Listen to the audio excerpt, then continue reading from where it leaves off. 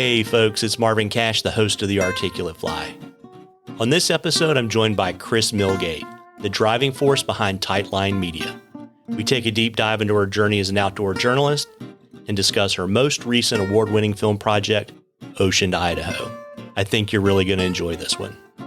But before we get to the interview, just a couple of housekeeping items. If you like the podcast, please tell a friend, and please subscribe and leave us a rating and review in the podcatcher of your choice. It really helps us out. And in case you missed it, the EPA recently issued a new 404C proposed determination with respect to Bristol Bay. The proposed determination would restrict or prohibit the use of certain Bristol Bay watersheds as disposal sites for the discharge of dredged or fill material related to the proposed pebble mine. The EPA will accept public comments through July 5th. If you would like to support this important step towards permanently protecting Bristol Bay, please visit the Take Action link in the show notes. Now, on to the interview. Well, Kris, welcome to The Articulate Fly. Thanks for having me. I'm looking forward to this. Yeah, I'm really looking forward to it too. And we have a tradition on The Articulate Fly. We like to ask all of our guests to share their earliest fishing memory. My earliest fishing memory is actually a little unusual because I wasn't fishing in the waters that I fish today. Today I fish on public water, on public land, and I fish for wild trout most of the time in the West. But I grew up in the West looking at fish at a hatchery.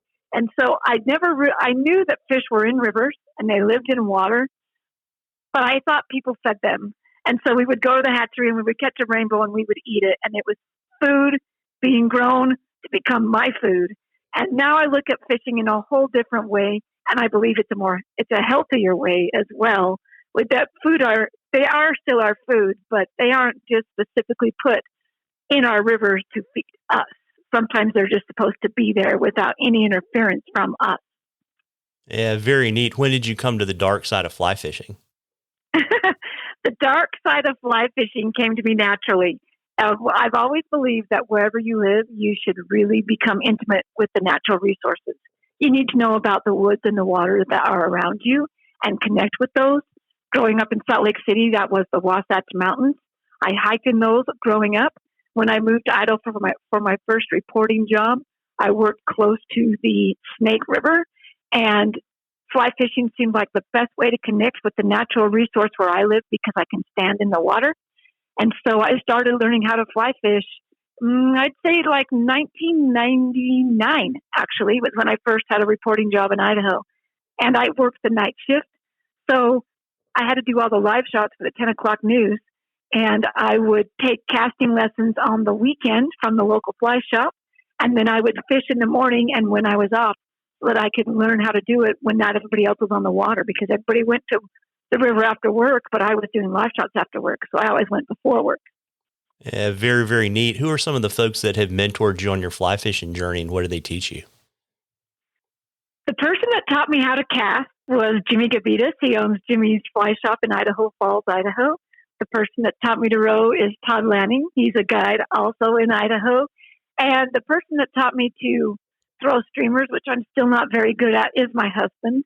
He learned to fly fish the same time as me, but passed me quickly.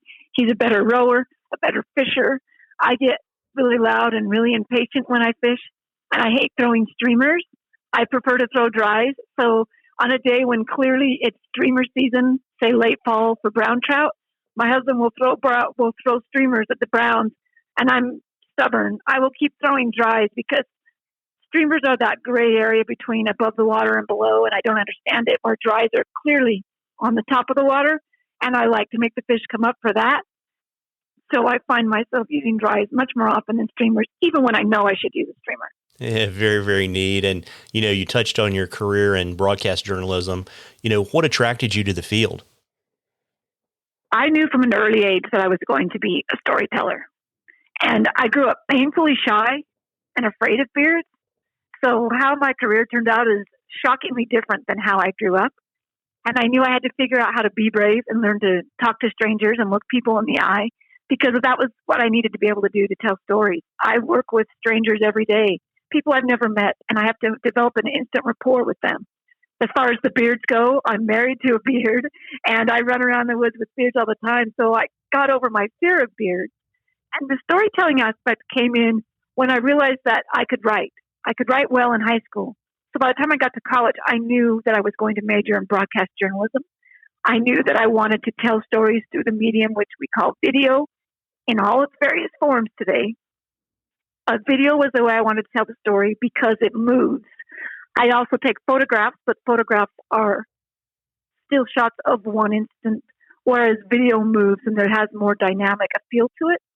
And so I prefer video, but I can shoot all mediums. But I've always wanted to tell a story through whatever medium I'm using. And most often that was the outdoor story that took place and developed really early on in my career. Yeah, and what attracted you to the outdoor-oriented content versus kind of more traditional kind of local news journalism? And that's a great question. And it's got a really easy answer, but it goes back a bit. So the first 10 years of my career, I worked for every network in the country but CBS. That's just how contracts shake out sometimes. And I was in charge of covering everything from crops to crime and doing the lead live report for the 10 o'clock news every night. And it could be run the gamut. But I realized that also inside all those stories, there were these other stories that weren't making the newscast, and I wanted them to make the newscast.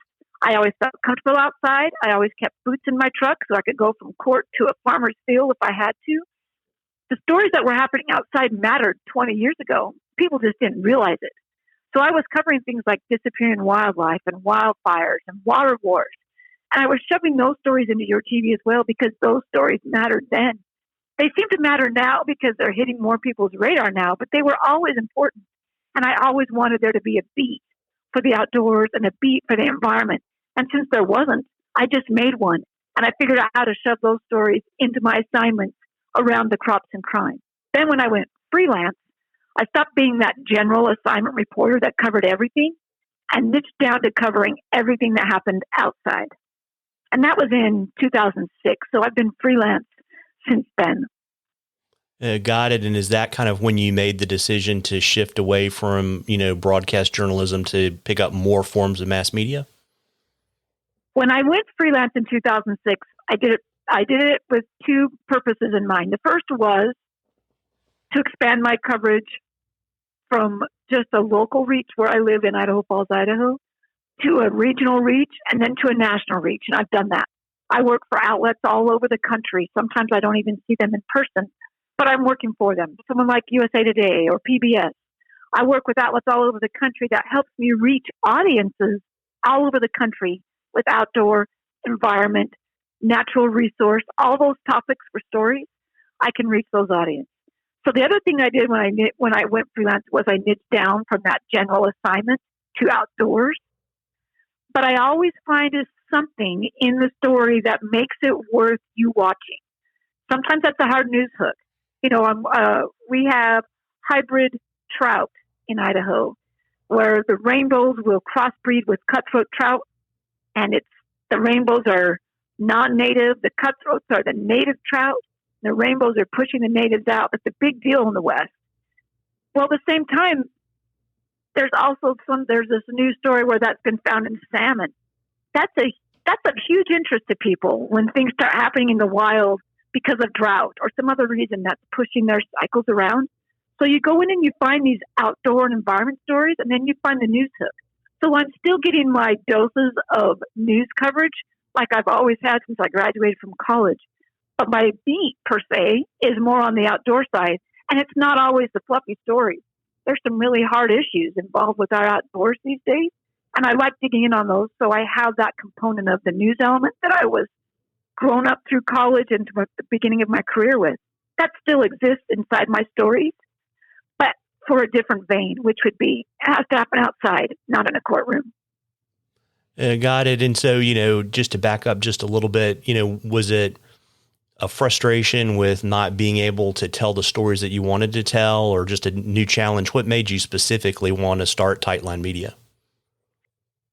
I specifically started Tightline Media because I saw the internet exploding, and I knew that all these medias, back then it was radio, TV, magazine, and newspaper, they were all going to mesh. We had the web where everything was going to go, and I knew it. And I wanted to be able to work for everybody. when you work for a TV station, that is the only person you can produce content for under contract. They tell you how to cut your hair, how to wear your makeup, what color your shirt should be for the newscast. They also tell you what goes in the newscast. They also tell you cannot do a story for anybody else. When I decided to quit being a contracted reporter for a TV news station and go freelance, it's not as glamorous as being a free agent in like the NFL, right? But some of the things are the same. I could work for who I wanted, and I could work for multiple outlets. So with the web exploding like it was, I knew that I could work for a TV station. I could also work for the newspaper and a radio station and a magazine, many magazines once I went regional, even more magazines and stations when I went national. So I knew that I could diversify my storytelling outlets by going freelance because I could work for more than one outlet at a time. Got it. And, what was the biggest surprise or challenge in the early years of your business? Holy moly. The biggest surprise. That's a hard question because there are so many.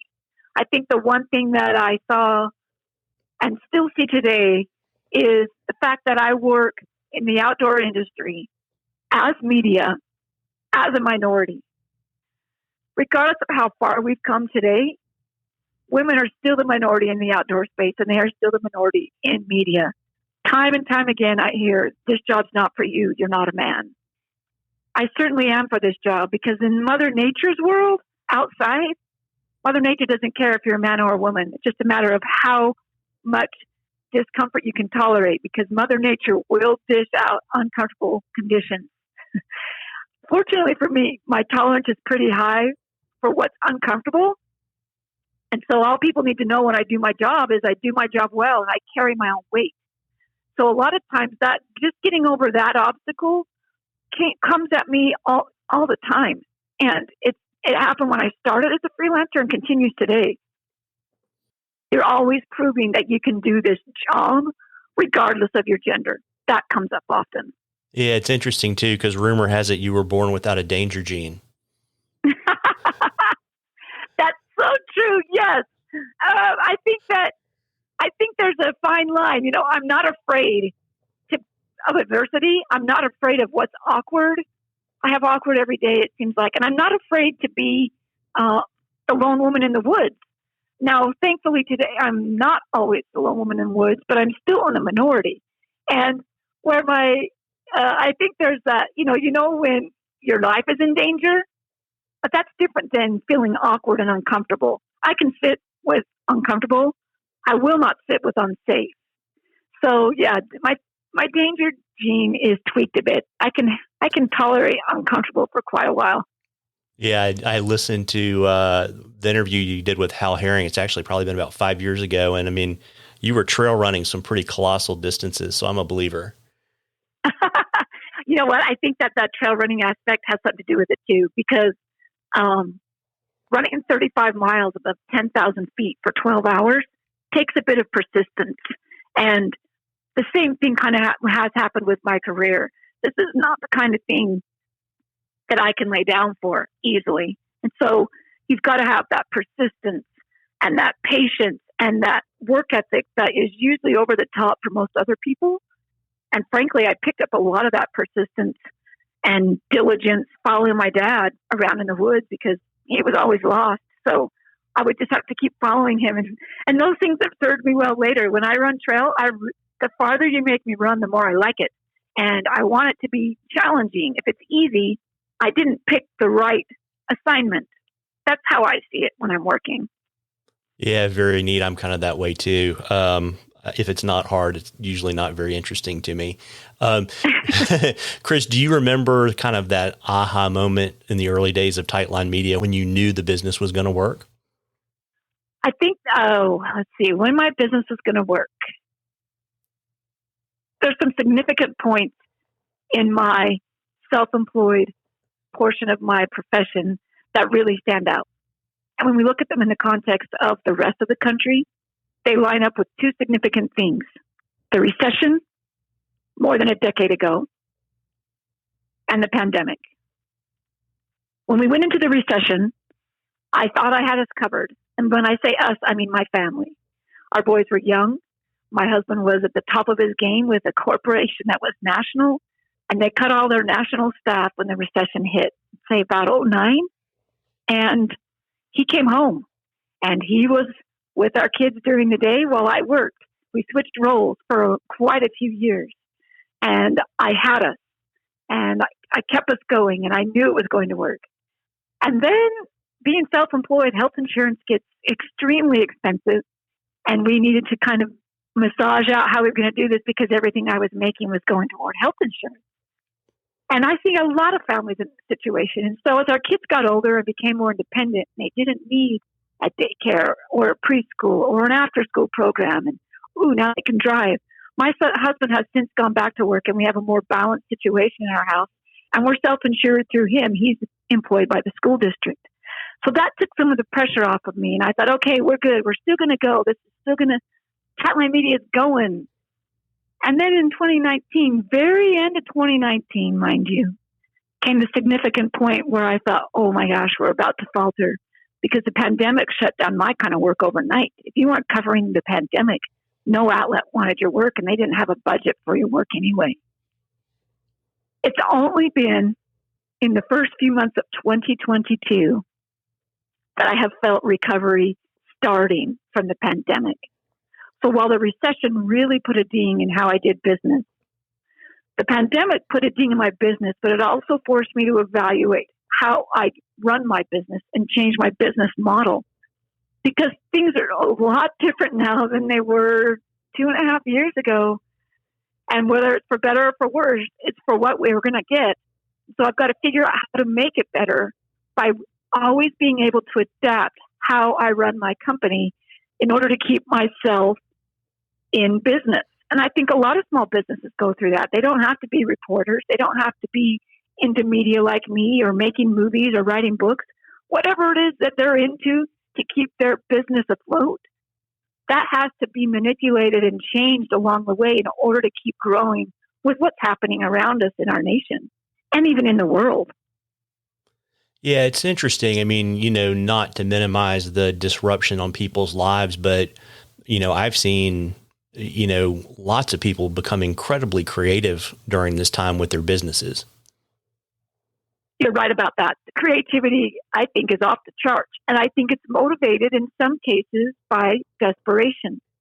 When you're dealing with an impossible time for the planet, nearly everything you're trying to do seems impossible. And man, if you can pull it off, it's so rewarding. And so, yeah, you're seeing a lot of creativity. We met at the Idaho International Fly Tackle Dealer Show a few weeks ago.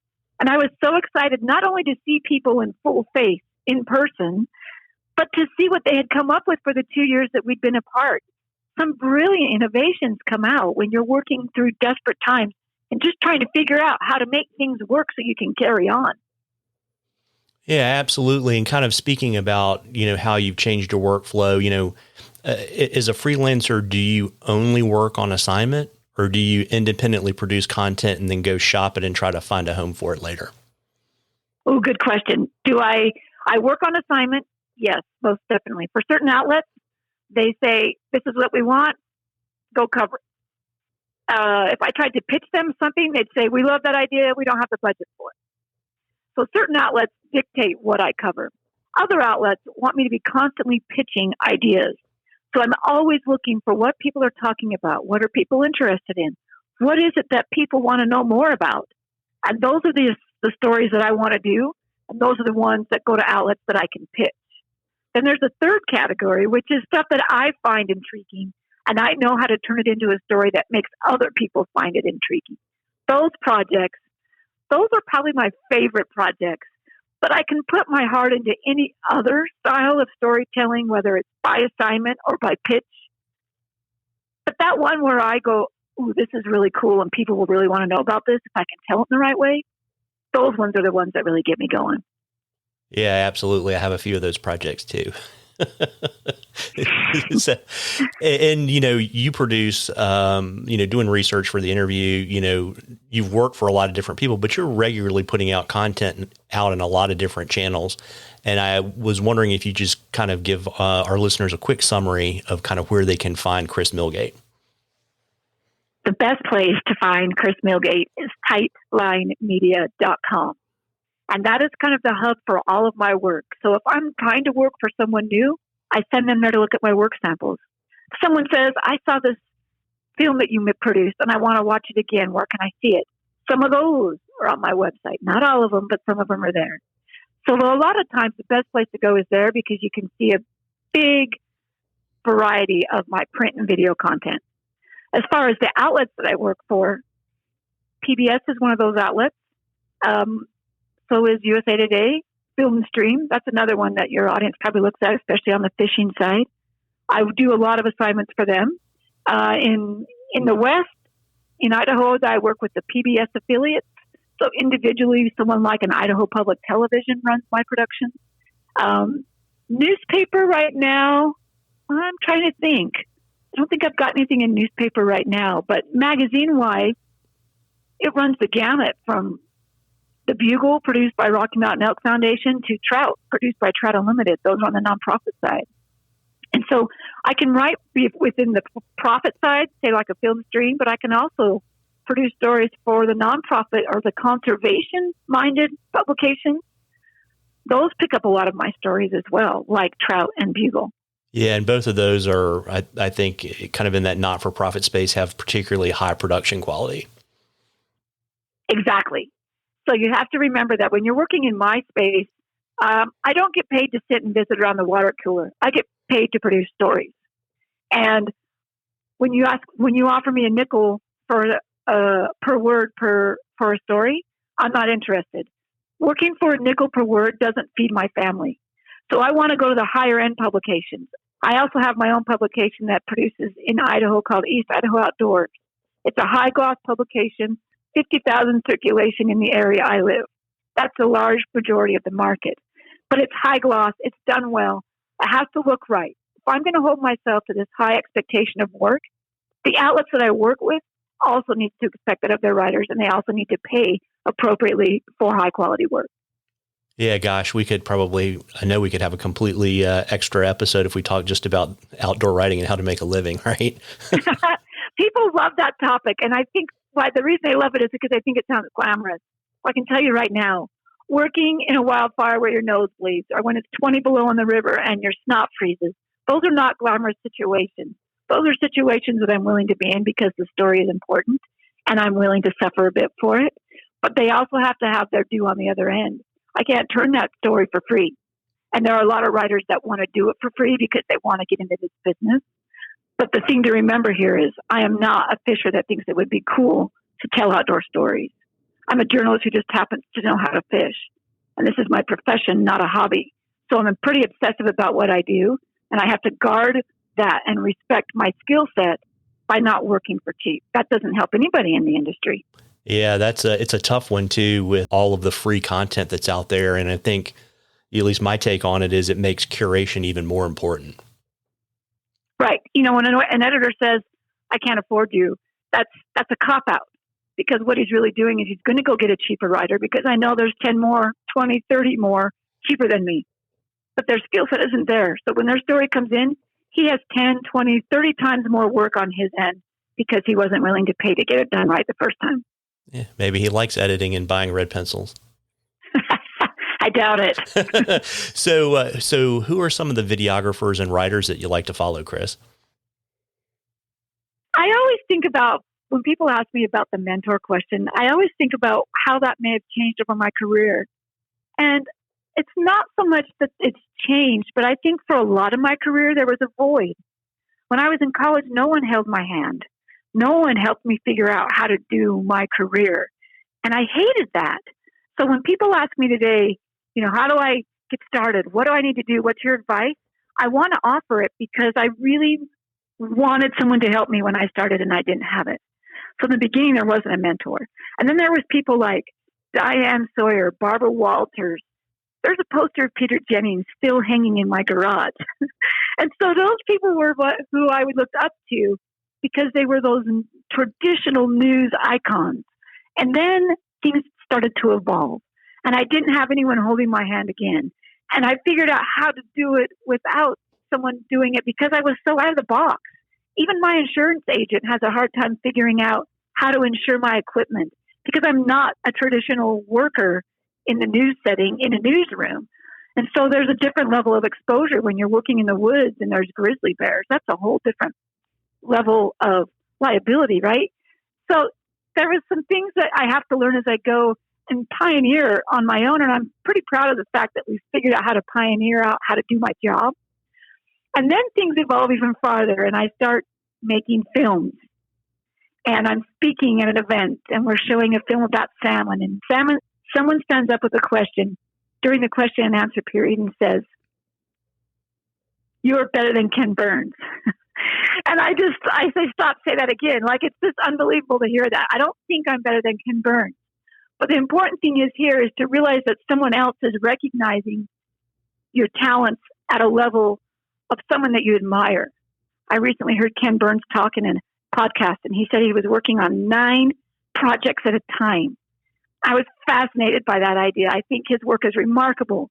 So to have someone put me in his league was humbling. And I think I did a film. I've done a lot of films. I've done a film and I wrote a book at the same time. That's 2 big projects. I'm still not up to Ken Burns' 9, but I'm well on my way, and I'm working on 2 productions right now at the same time. And so I'm getting there and making that next step, and naturally who you're looking up to evolves as you evolve and what you're going after and your goal set. And it's pretty neat to realize that I'm aspiring to Ken Burns status, and someone in the audience at my film is saying, "You're already there." Yeah, it's pretty neat. I think it's amazing, like whatever content creation medium you have to, you always make these things and you think in some ways you kind of do it for yourself and then do it for other people. But it's always neat when you meet people in the public that kind of get what you were trying to do. Yeah. And I think also what comes in there when you say it's kind of about me figuring it out or you figuring it out, there is that personal challenge in there. Go ahead and throw 50 hurdles at me and see how fast I jump them all. Dare me. Right.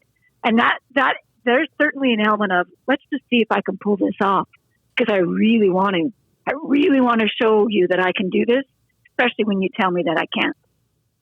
Yeah, absolutely. And, I think you touched on this just a little bit earlier. Your current project that's kind of out in the market is Ocean to Idaho. And I was really kind of curious if you could kind of share with us, where the idea for the project came from and tell us a little bit about the film.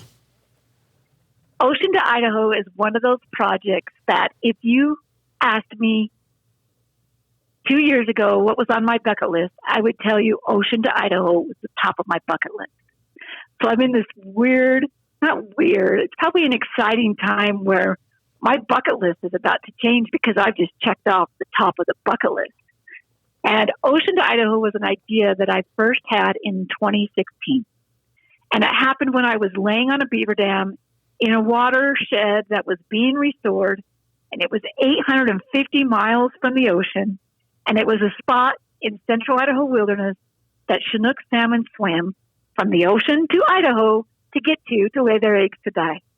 And I saw that fish, one Chinook salmon, on the last day of its life. It had swam 850 miles to get back to where it was born, to turn its crib into its grave, laid its eggs and was dying. And I thought, what on earth does this swimming corpse look? Why does it look like this? Like it was death with fins. And it looked awful, but it looked how it was supposed to look at the end of its life, right? And I thought, what on earth does this fish go through to get home? Ooh, and wouldn't it be cool if I could show everybody what it goes through every single mile? And I festered over that for about, 2-3 years. And by the end of 2019, I had a plan. I was following fish from the ocean to Idaho. I was going to show everybody what salmon go through to migrate home in the Pacific Northwest. Then the pandemic hit, and everything fell apart. I lost all of my work overnight, and this wasn't happening. And I thought, there's got to be a way to salvage this. So I worked with Toyota and 4-wheel campers, and we stuck my house in a truck, and I lived out of a truck and camper for the whole summer of pandemic 2020. That summer when everybody was home in their house, I isolated in my house, which was on the road. I traveled solo from the ocean to Idaho while also quarantining in my truck and camper. No one was allowed in. The only time I was around people is when I was interviewing them, and we were all in masks. We were all outside. And if I needed them to take their mask off for an interview, we stepped farther apart.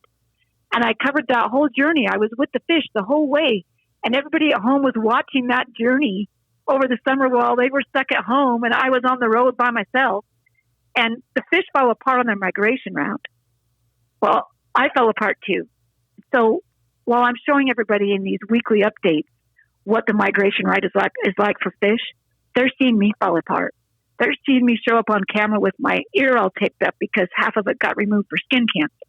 They're seeing me fall apart, and it's uncomfortable and it's awkward, but we're rolling with it because nearly 3,000 fish used to make it back to Idaho to this one stretch of river.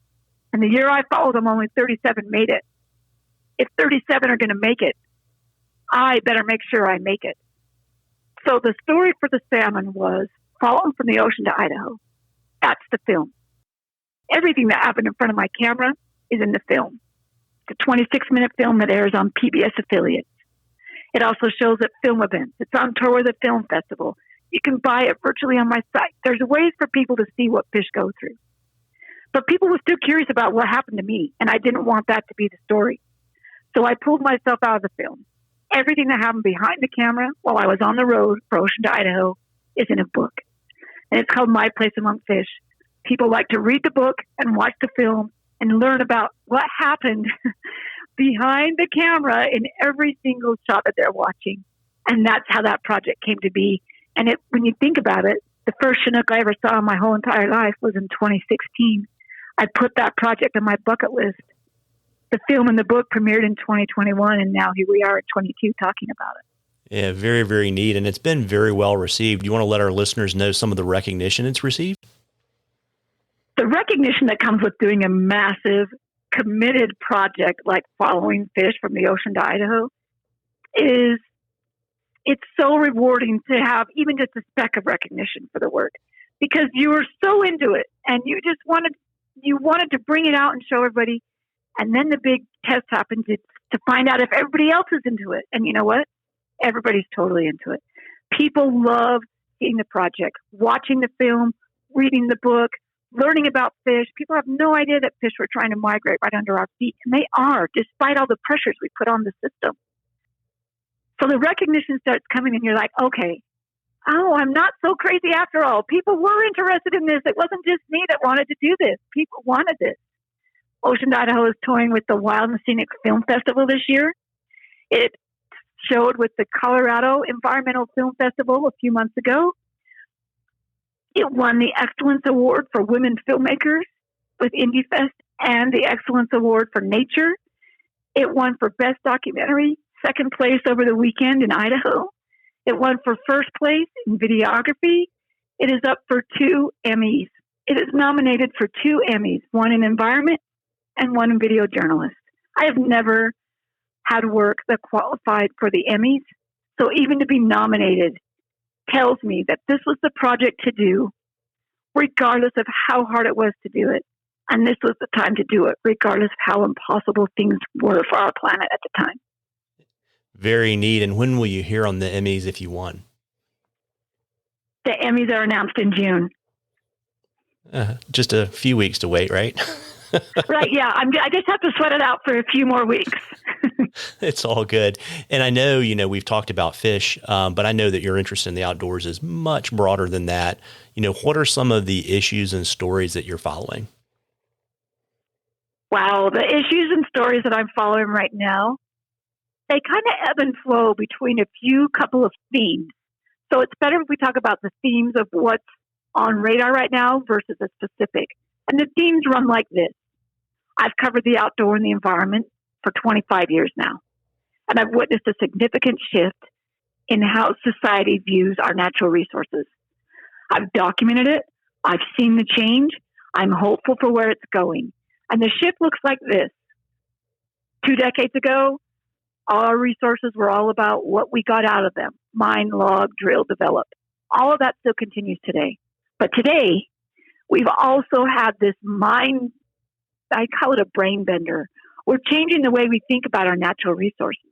It's no longer about what we get out of them as far as extraction goes. But now we've figured out that these natural resources These woods and these rivers, these places we go to escape the crazy, these places mean more to us left as they are, or in some cases, such as river restoration, put back together.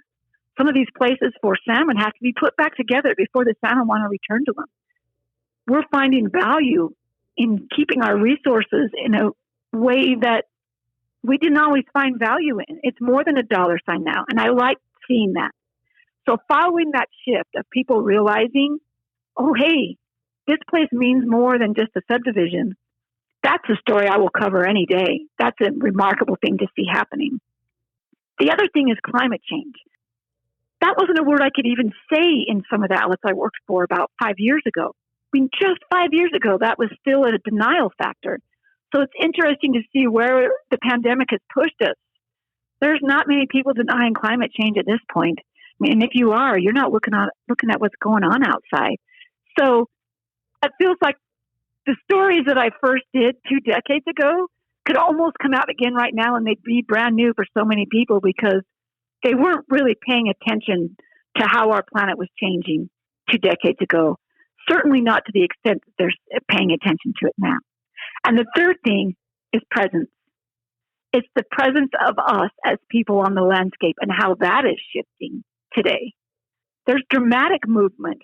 People want to come west. I live in Idaho Falls, an hour and a half from Yellowstone National Park.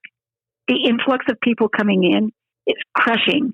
And that all of a sudden turns those special places we all like to escape to into something else. For many years, Idaho was considered the black hole of the TV markets or the media markets, or it was just not the place you went. And when I would speak at public events, people would say, of all the places to live, why Idaho? Why are you in Idaho? And I would say, why not? If you're asking me why I'm here, it's because you don't know what's here. And so at the point, maybe 5, certainly 10 years ago, a lot of these places that weren't visited were the places where people were saying, look what we have. Come visit. Come see our rivers. Come see our forests. And now that's switching to, ooh, look what we have to protect. Because now all the people are coming. People are coming outside. You see that a lot in the fishing industry, especially fly fishing. How many years has everybody been talking about how we need to get more people outside? Well, guess what? We didn't figure out how to do that. The pandemic did. It pushed everybody outside. Everybody wants to be outside. They want to try new things. They want to stick their feet in that river and throw a fly. Now what? Now we have to figure out how to manage all those people on the resource because the resource didn't get bigger. The crowd just did. That's definitely a topic worth covering on any given day right now, too. Sure. And, in terms of climate change and conservation and preservation, what do you think we can attribute that shift in behavior and attention to? The shift in our behavior and our attention to what's happening to our planet has happened because of the pandemic. I think there was an awareness growing before the pandemic started. But what happened is life shut down during the pandemic. We all know it. I traveled through the Pacific Northwest by myself in a truck and camper, and I went through areas that were so shut down I couldn't even get off the exit. I don't even know what Oregon looks like with people in it. I'm probably the only person in the world that knows what an empty Oregon looks like, but I do. And I know that's because everybody was home. They took that serious. They shut down. They went home. And while they were there, they lost a lot of the distractions of everyday life. Yes, there were, I didn't say stress. I said distraction. The stresses were immense. How am I going to feed my family? How am I going to pay my mortgage? How am I going to breathe? Those things were huge. But a lot of the other things went away. Traffic, going out to eat, going out to the movies, all those things went away. And yet we could still step outside and get fresh air and be alone in most places in the country and find some space outside. And that grew the awareness of the outside space astronomically. And then we started going, wow, this place is so cool. How come I never came here? And how can I make sure that I can keep coming here? And that's when we started rolling in, hey, our natural resources, they're probably struggling. And we were not paying attention, and now we are. So now everybody wants to step up and figure out, all right, how can we stop the bleeding? And that's where we're at. And it's kind of it seems like a weird term to use, but it's a magical moment because people are engaged. And we've got this window before they get taken over by all the distractions of everyday life, again, where they want to do something. They're engaged and they want to act and figure out how we keep our planet in a better state than we've been treating it. Yeah, very, very neat. And, Kris, before I let you go, is there anything that I've left out that you'd like to share with our listeners? I've covered the outdoor and environment beat for more than 2 decades, and it can be pretty depressing. And there's a lot of loss of animals, of space, of water. All of those things, our resources have sustained significant loss, and it's really easy to be hopeless, right? And I really want people to leave with discussions with me hopeful. I want them full of hope. And I think the way to do that is to show them what our wild can do if we let it. And a lot of the projects I do, including following salmon, disappearing fish through the Pacific Northwest, is to show that this is what it's like when the wild tries to make its way with us in the way. And I said earlier, 37 fish made it to the finish line when I followed them. 37 is still more than 0. That's why I'm optimistic. The wild isn't done yet. We are not done yet. Never give up on the wild and never give up on yourself. We'll figure this out. Yeah, absolutely. And, Kris, what's the best way for folks to follow your adventures in the field and on the water? If you're on social media, all of my platforms are Kris Millgate, whether you're on Facebook, Instagram, Twitter, wherever. I'm not quite up to TikTok yet, but social media, go look for Kris Millgate. You'll find me there. I'm happy to interact with you there. When I'm on the road, I post updates there, and that's pretty interactive. So that's a good time. If you're looking to look for more work, it's tightlinemedia.com. There's a shop there. You can buy virtual movie tickets to watch Ocean to Idaho. You can buy signed copies of books. You can look at other films that are there. You can also contact me through there, and that's tightlinemedia.com. That's great, and I'll drop all that stuff in the show notes. Well, and Kris, I really appreciate you spending time with me this evening. Thank you for spending time and showing interest in the work that I do and in the places that we inhabit, our wild places especially. Yeah, it was a lot of fun. Thanks so much. Well, folks, I hope you enjoyed that as much as we enjoyed bringing it to you. Again, if you like the podcast, please tell a friend and please subscribe and leave us a rating and review in the podcatcher of your choice. And don't forget to check out the Take Action link for Bristol Bay in the show notes. Tight lines, everybody.